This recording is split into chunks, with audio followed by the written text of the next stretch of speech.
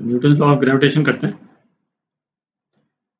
अच्छा, ये टॉपिक करने के पहले है ना, मैं स्ट्रांगली सजेस्ट करूंगा कि इस टॉपिक को आप करें।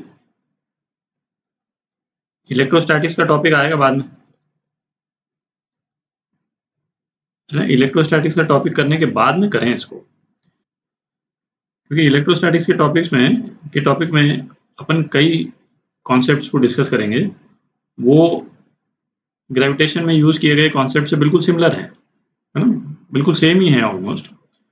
तो इलेक्ट्रोस्टैटिक्स में यदि वो कॉन्सेप्ट आपके किए हुए होंगे तो ग्रेविटेशन में उन कॉन्सेप्ट्स को, है ना, दोबारा से करने में वो काफ़ी सहूलियत रहेगी। ठीक है, जैसे इलेक्ट्रोस्टैटिक्स में आपका इलेक्ट्रिक फील्ड का कॉन्सेप्ट है, ठीक है, और ये यहाँ पे हम ग्रेविटेशनल फील्ड का कॉन्सेप्ट करेंगे, है ना, बिल्कुल सिमिलर है। फिर वहाँ पे आपका इलेक्ट्रिक पोटेंशियल का कॉन्सेप्ट है ना, यहाँ पे हम ग्रेविटेशनल पोटेंशियल का कॉन्सेप्ट करेंगे, ठीक है। फिर इलेक्ट्रिक फील्ड से इलेक्ट्रिक पोटेंशियल कैसे हम निकालते हैं, या इलेक्ट्रिक पोटेंशियल से इलेक्ट्रिक फील्ड कैसे निकालते हैं, है ना, वो करेंगे। और एग्जैक्टली सेम चीज़ जो है हम ग्रेविटेशनल पोटेंशियल और ग्रेविटेशनल फील्ड के रेस्पेक्ट में भी करेंगे, ठीक है। तो ये कॉन्सेप्ट काफ़ी सिमिलर हैं।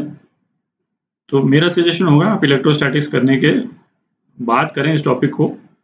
और अच्छा, इस टॉपिक को अभी नहीं करने से आपको मैकेनिक्स के और किसी भी टॉपिक में कोई प्रॉब्लम नहीं होगी, क्योंकि उसका जो मेन एस्पेक्ट है वो क्या है, एक्सेलरेशन ड्यू टू ग्रेविटी, है ना, और वेट। ये तो अपन कर ही चुके हैं, है ना, वो तो सिंपल कॉन्सेप्ट है, ठीक है। Acceleration due to gravity, gravity vary कैसे करती है ना, किसी हाइट पे या अर्थ में नीचे डेप्थ में जाने पे, है ना, वो तो कोई टॉपिक अपन कर नहीं रहे रेस्ट ऑफ मैकेनिक्स में। तो उसमें आपको मैकेनिक्स के किसी और टॉपिक में को करने में कोई प्रॉब्लम होगी नहीं, क्योंकि वहाँ पे हम केवल एक्सेलरेशन ड्यू टू ग्रेविटी का एक कॉन्सेप्ट है ना, केवल उसी को डील करते हैं। तो वो तो, है ना, वो तो अपन डिस्कस कर भी चुके हैं पहले, ग्रेविटेशनल फोर्स, ठीक है। अच्छा, दूसरा क्या, इसमें जैसे इन टॉपिक्स को जब अपन डिस्कस करेंगे, है, तो ऐसा हो सकता है कि मैं बीच में ऐसे रेफर करूं कि भाई ये टॉपिक आपने जब इलेक्ट्रिक फील्ड जब अपन कर रहे थे तो उस टाइम पे हमने ये डिस्कस किया था, है, या इलेक्ट्रिक पोटेंशियल अपन कर रहे थे तो वहां पे अपन ने इस तरह से उसको किया था, सेम कॉन्सेप्ट को। तो यदि वो कंसर्न कॉन्सेप्ट आपका किया हुआ होगा तो बेटर रहेगा एक तरह से, ठीक। तो मैं ये प्रिज्यूम करूंगा कि आपने इलेक्ट्रोस्टैटिक्स का टॉपिक कर लिया है, ठीक है। जो आपके आगे के जो वीडियोस आएंगे, ऐसा नहीं कि हर एक वीडियो में इलेक्ट्रोस्टैटिक्स का रेफरेंस आएगा, पर कई जगह पे आ सकता है। तो मैं ये प्रिज्यूम करूंगा कि आपका इलेक्ट्रोस्टैटिक्स जो है वो किया हुआ है, ठीक है। तो ग्रेविटेशनल फोर्स का जो कॉन्सेप्ट है वो आइजैक न्यूटन ने, आप सोचिए 1686 में, है ना, किताब लिखी थी, उसमें डिस्कस किया था इस कॉन्सेप्ट को इतने साल पहले, ठीक है। और न्यूटन जो है वो, उनको मतलब वाइडली माना जाता है कि अभी तक जितने साइंटिस्ट हुए हैं उनमें से बेस्ट साइंटिस्ट जो हैं, या सबसे ज़्यादा इम्पैक्टफुल यदि किसी का काम रहा है तो वो न्यूटन का काम रहा है ना। लोग डिबेट कर सकते हैं, बट मेजॉरिटी लोग ये मानते हैं कि न्यूटन जो है वो अभी तक के सबसे इम्पैक्टफुल साइंटिस्ट रहे। और इनके बाद किसी साइंटिस्ट का नाम आता है तो वो है आइंस्टीन, ठीक है। ये फिजिसिस्ट खुद ही मानते हैं। अच्छा, तो 1686 में उन्होंने एक किताब लिखी जिसमें ये ग्रेविटेशनल फोर्स का कॉन्सेप्ट उन्होंने डिस्कस किया। और ये कॉन्सेप्ट जो है ये प्रूव हुआ, जो न्यूटन ने 1686 में लिखा उसका एक्चुअल एक्सपेरिमेंटल प्रूफ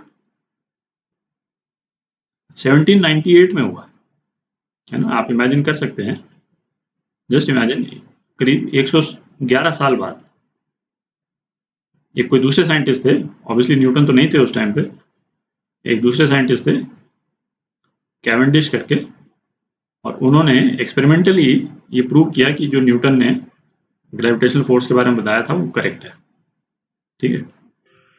तो न्यूटन ने ग्रेविटेशनल फोर्स को कैसे एक्सप्लेन किया उसको देखते हैं। तो न्यूटन ने क्या बोला कि सपोज कोई भी दो मासेस हैं, है ना,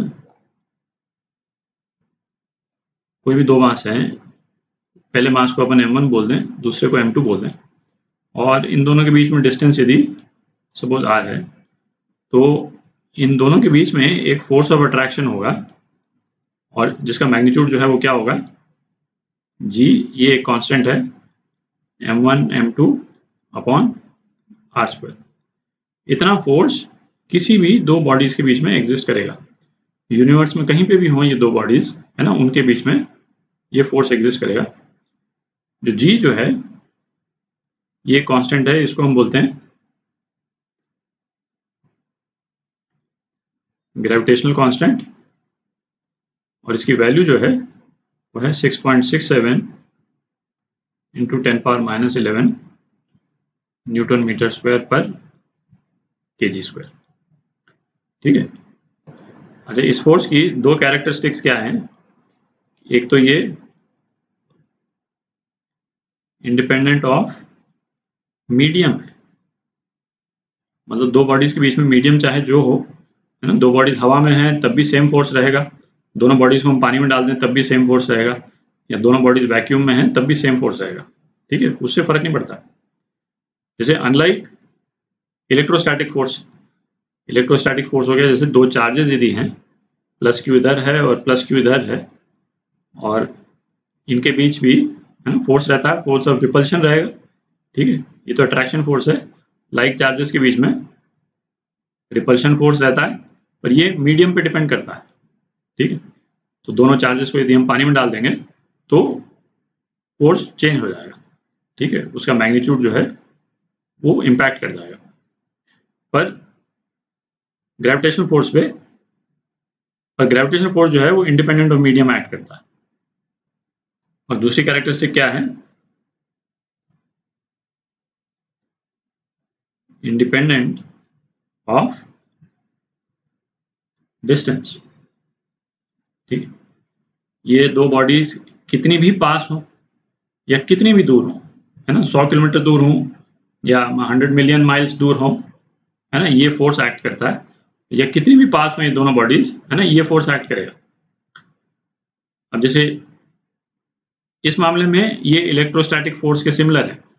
इलेक्ट्रोस्टैटिक फोर्स भी किसी भी डिस्टेंस पे एक्ट करता है, बहुत बड़ा डिस्टेंस हो या बहुत छोटा डिस्टेंस हो, ये फोर्स जरूर एक्ट करता है।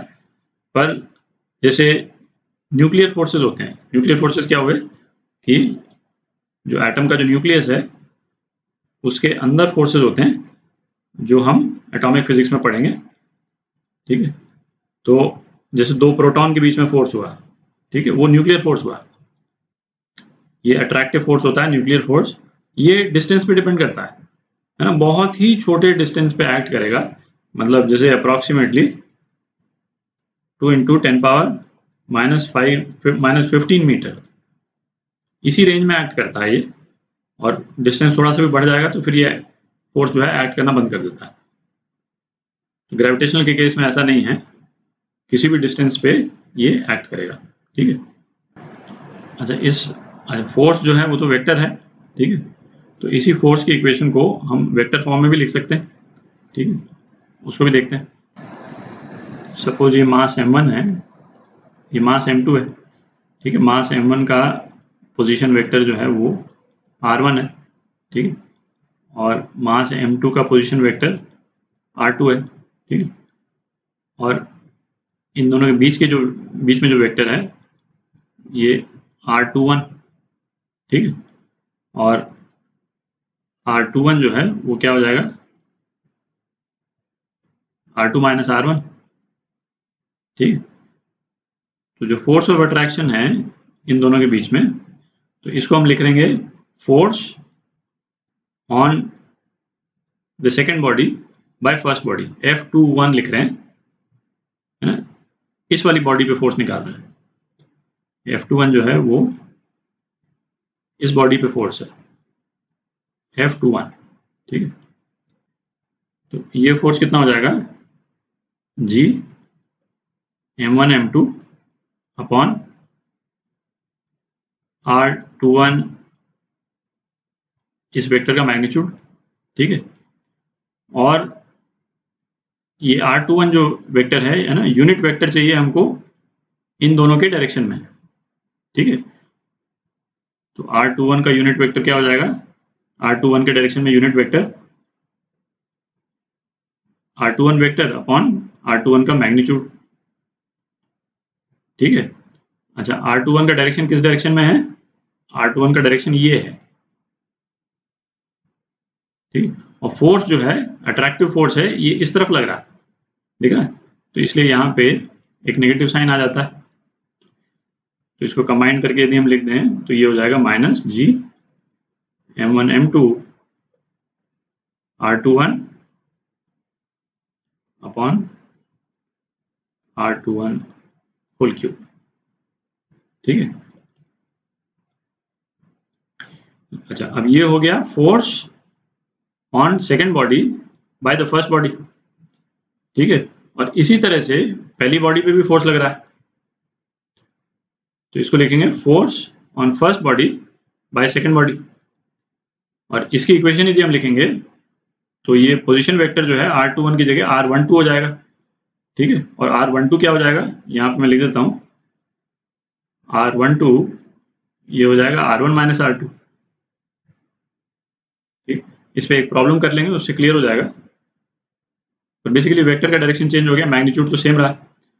तो ये जो दो फोर्सेज हैं, ये एक्शन रिएक्शन पेयर कॉन्स्टिट्यूट करता है, न्यूटन के थर्ड लॉ का एक्शन रिएक्शन पेयर कॉन्स्टिट्यूट करता है। और F12 जो है वो मैग्नीट्यूड दोनों का बराबर है, और डायरेक्शन आप देख सकते हैं दोनों का अपोजिट है ना, एक्शन रिएक्शन पेयर है। अच्छा, वैसा करते हैं, एक दो केस में ग्रेविटेशनल फोर्स निकालते हैं, है ना, बॉडी पे। तो सपोज ये बॉडी, इसको m0 बोल देते हैं, इसको m1 और ये m2, ठीक। और ये इक्विलेटरल ट्रायंगल है, इक्विलेटरल ट्रायंगल है जिसका साइड जो है वो a है। m0 पे हमको फोर्स निकालना है, नेट फोर्स निकालना है m0 पे। तो m0 पे एक फोर्स तो इस डायरेक्शन में लगेगा, अट्रैक्शन फोर्स F1, और दूसरा फोर्स जो है वो इस डायरेक्शन में लगेगा, ठीक है। तो ये फोर्स जो है बेसिकली ऐड हो जाएंगे, ठीक है। तो F1 का मैग्नीट्यूड क्या होगा, F1 का मैग्नीट्यूड हो गया आपका g m0 m1 bye a square, ठीक है। और F2 का मैग्नीट्यूड हो गया g m0 m2 bye a square, ठीक है। इस पे जो नेट फोर्स होगा F0 बोल देते हैं उसको, जो कि m0 पे है, वो इनका वेक्टर सम होगा F1 और F2 का, ठीक। और दोनों वेक्टर्स के बीच में एंगल कितना है, 60 डिग्री। अच्छा, सपोज इसको मैं एक्स एक्सिस के डायरेक्शन में मान लेता हूँ, ये दोनों मासेस जो हैं सपोज एक्स एक्सिस पे हैं, ठीक। तो अपने को F0 कैलकुलेट करना है।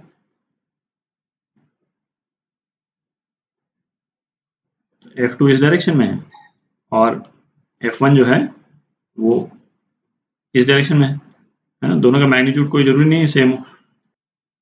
F1 F2 को वेक्टर फॉर्म में लिख लेते हैं, ठीक है।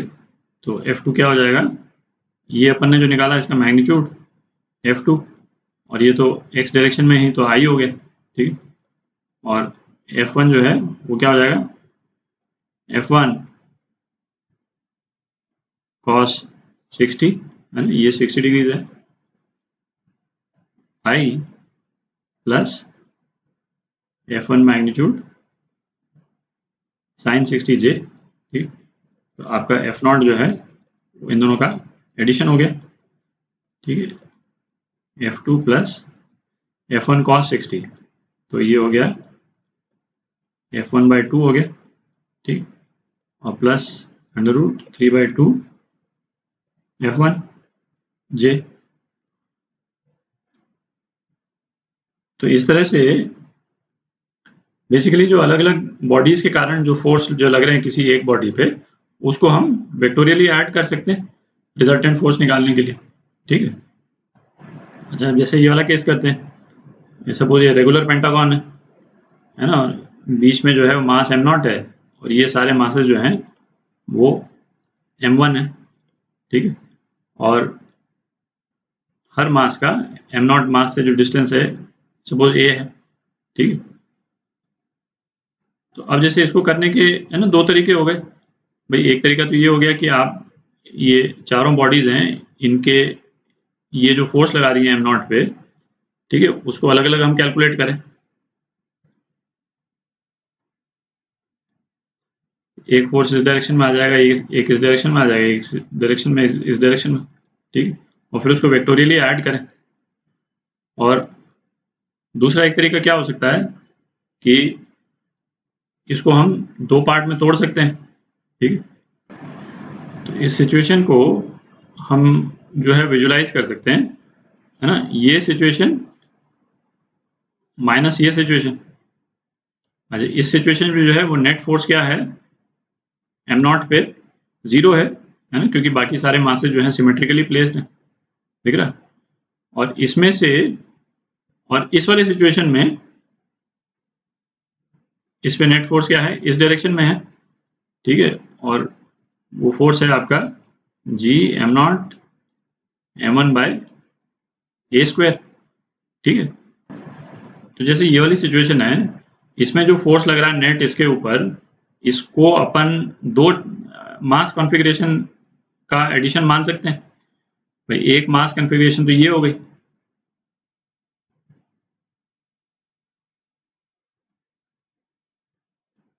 ठीक है। तो इस मास कॉन्फ़िगरेशन का फोर्स जो है सपोज हम मान लेते हैं एफ बी, है ना। और एक मास कॉन्फ़िगरेशन ये हो गया, इसका फोर्स यदि मान लेते हैं एफ ए। तो ये एफ ए और एफ बी जो है वो एग्जैक्टली अपोजिट है, क्योंकि नेट फोर्स जो है क्या आ रहा है, एफ ए और एफ बी का 0 आ रहा है, ठीक है।